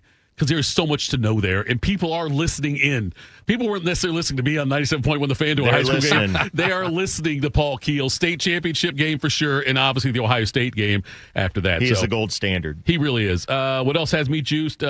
Daughter's got a swim. Liberty! No, daughter has a swim meet tomorrow in Worthington, and my son's got his first basketball game of the season. What I love and hate about my son is he has no conscience. He will just chucking. Well, not they're good shots, but he if he misses 10 in a row, he has no problem putting up number 11. Good. No, it doesn't faze him at all. I think the other day we had a 14-minute scrimmage, and he ended up going 2 for 9 from the field. But he had a couple of steals and a couple of rebounds, which was good. But yeah, it's and no one else on either team I think took more than 3 or 4 shots. And my son's out there, somebody's got to do it. White Mamba.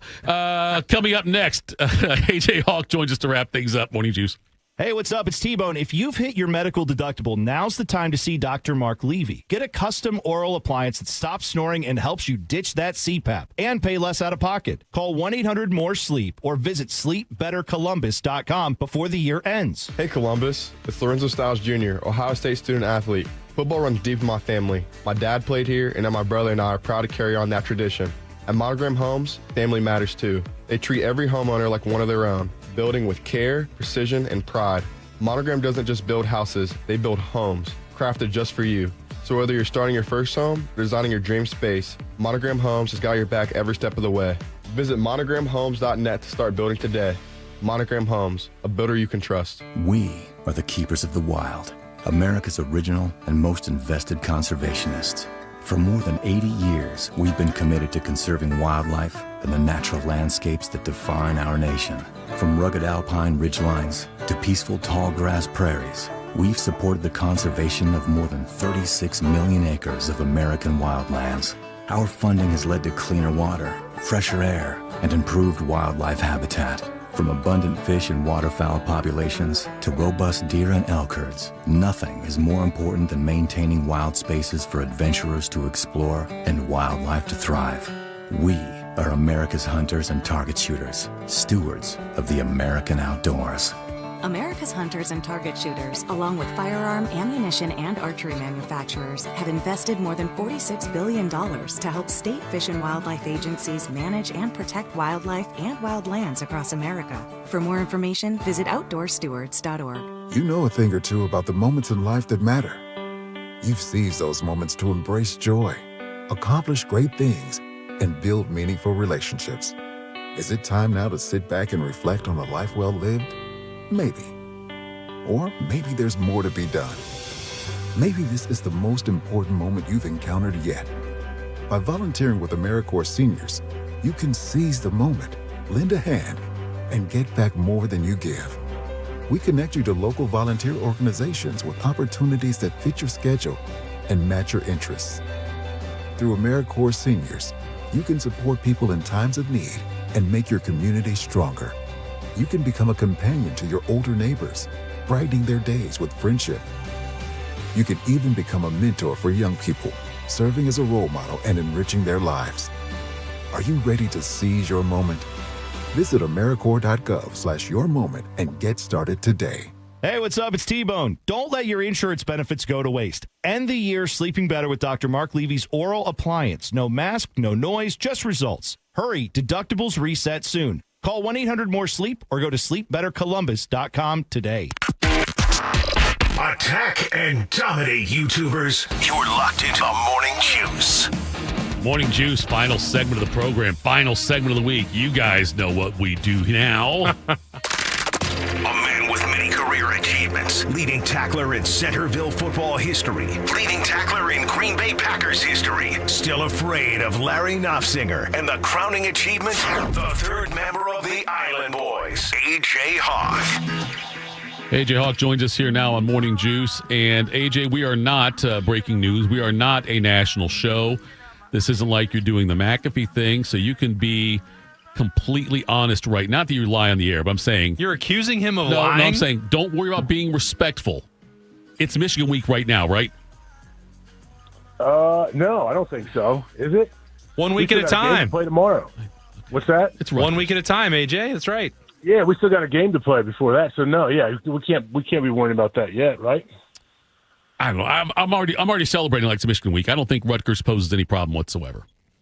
Well, we're not going to be out there making any plays. That's the thing. The boys have to go out there, and I bet some of them would beg to differ. But yeah, it is a weird thing. Yeah, how do you not look forward, not look ahead to when everything next week is such a big deal, and then moving forward? Yeah, how do you stay in the moment? I don't know. That's what Coach Ryan did and the rest of the staff. That's why they've done a great job all year, though. So you responded much more politely than Bobby would. Bobby would have said, Tito, that's why you're not a football player. You don't get it. You're not an athlete. That's what Bobby would have said. So I appreciate AJ you showing some restraint there.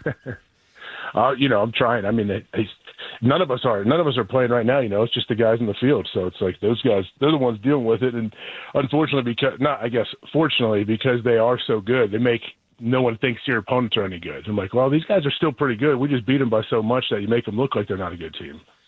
AJ, we've spent a lot of Fridays. You've been on the road. You're going to this sporting event with your kids, that sporting event, driving around the country. And I finally got a sneak peek. I let you stay focused. We were staying at Berm and I were at the Marriott Carmel 2 weeks ago, and your son's football team and a million other Dublin families were in that same hotel preparing for a football game. I wanted to leave you alone and stay focused. It looked very stressful on that Saturday morning.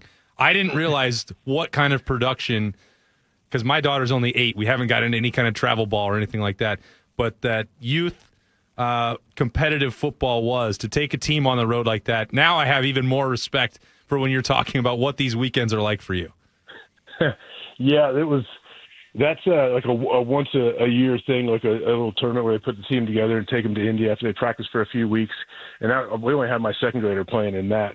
And it was good. It's fun. There's some, we take it. I don't know. I guess we take it serious. But you talk about some of these other teams, man. They're driving around scouting second grade teams, like when they're not playing.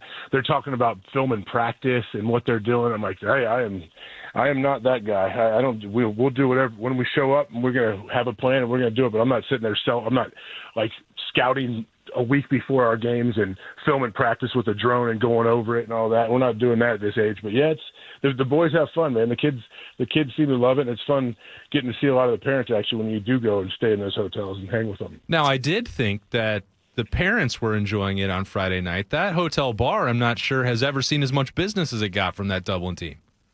Yeah, I know. That's the thing. Like they had like weigh-ins too that on Friday, and there's a lot of activity down there. So we actually sent my older son down with our little guys. Hey, make sure he gets weighed in. We'll be good. Make sure you get it all situated. And we stayed out of the fray for a little while. But yeah, then we went out there Saturday after our games. Saturday night, we went to dinner and came back to that hotel bar, trying to hang out, and we hung out. There's a good amount of people there, but the majority of them said, "Oh man, last night was a big one last night. I'm still not feeling great." So I think a lot of people burnt themselves out on Friday night. When you said weigh-ins, you mean players weighing in, right? Not parents? Yeah, players. Okay. I'm trying to get parents and all of us to have weigh-ins too to kind of hold us accountable, but we haven't got to that yet. I'm sure Bobby probably would. If Bobby bring us on scale and make everybody weigh in and publicly probably stream it online. He probably would. Yes, no doubt about it. Tito, you weigh that much? Yeah, hotel bars. Be careful. Tequila will make your clothes fall off. But we've got some in the holster here for you right now. If you come to a fork in the road, ask AJ, he'll help you know. Helmet shining, number 47 bold, he'll point you right where you should go. Just ask AJ. Patrick in the chat has in honor of Schlegs, a two-banger for you. Turkey or ham? Oh, turkey all day for me. And then how do you do your turkey? How is your turkey prepared? My wife, so we're hosting a bunch of, our whole family here. It's like 40, 50 people, I think, it'll be coming over. She does the majority of the turkey stuff, but the last couple of years, I got a Traeger. I've been all smoke a turkey. we haven't really made a decision yet if I'm going to do it or not. I got to get a turkey soon if I'm going to do that, but it's kind of a lot. Like I have a Traeger, but I really use it once a year for Thanksgiving, so I'm probably going to do that again. But it's not exactly my game. I don't have as much passion for that as a lot of people do. Little Italy, who you gave the premarital advice to, and this is very fitting. A guy who's married now wants to know what your last meal would be. My last meal, it would be some. I guess it might be a lot of just many different things. Probably, obviously, a big fillet, like a big old fillet. And that's all I really care about, to be honest with you. I'm not a real big sides guy. Maybe some of the little corn they bring out at nice steakhouses, I like that. But other than that, I just give me a big old fillet, and if it's my last meal, give me a big Marion's pizza as well, probably a cheese pizza from Marion's with pepperoni. Oh, that's good pizza. Zoo Refuse wants to know, and I'm gonna butcher this. Butcher this. It? I almost had a different B word come out. I got confused there. I'm gonna butcher this, and I'm gonna sound stupid. If you had this from Zoo Reviews, if you had a bar time machine, would you went back to the mid 2000s, 4 kegs or Nyos? Is Nyos something? NYOHS? Yeah, it was. It definitely was. 4 kegs, that thing changed names many times even during my college career, but that was like a staple down there, especially like St. Patty's Day or whatever. If the weather started to turn, to be a big outdoor area. So, yeah, 4 kegs would be the spot for me. Do you have a favorite bean soup that your wife makes? Bean? No, I don't like bean soup. I mean, I'll eat some chili. I like chili, but that's an odd question. Is bean soup a normal question people get How asked? many different kinds of bean soups are there? I don't know if there's a special way to make bean soup. Well, there's soup beans that you can make with like ham hock and all that, but that's the only thing I can think of. Keep me out of that. Keep me out of that conversation, man. That's not my specialty. No, I don't. Maybe some minestrone. I like that minestrone soup. That's pretty good. Little Italy also wants to know, are you still averaging a can of Fix-A-Flat a week? No, not as much. I got it. My car is updated now, so I do have about 1.5 cans in my back right tire because that one seems to catch curbs every once in a while. But that's about it. All the 3 other tires are Fix-A-Flat free right now. These questions just Aren't they great? They're so wild. Yes, they're all over the place. Kudos to the chat, and kudos to AJ for taking them every week.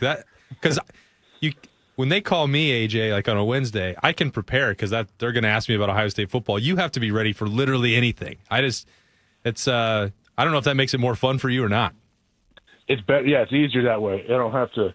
It's in the moment. I'm not good if I plan or prepare to answer something. So yeah, I think it's better for me. You're not driving right now. I don't hear rumble strips or people honking, so I know you're not driving. I'm about to be driving. Yeah, we had multiple other kids traveling this morning, getting up at 4 to fly to lacrosse tournament in Florida. So we're all shuffling the schedule this morning.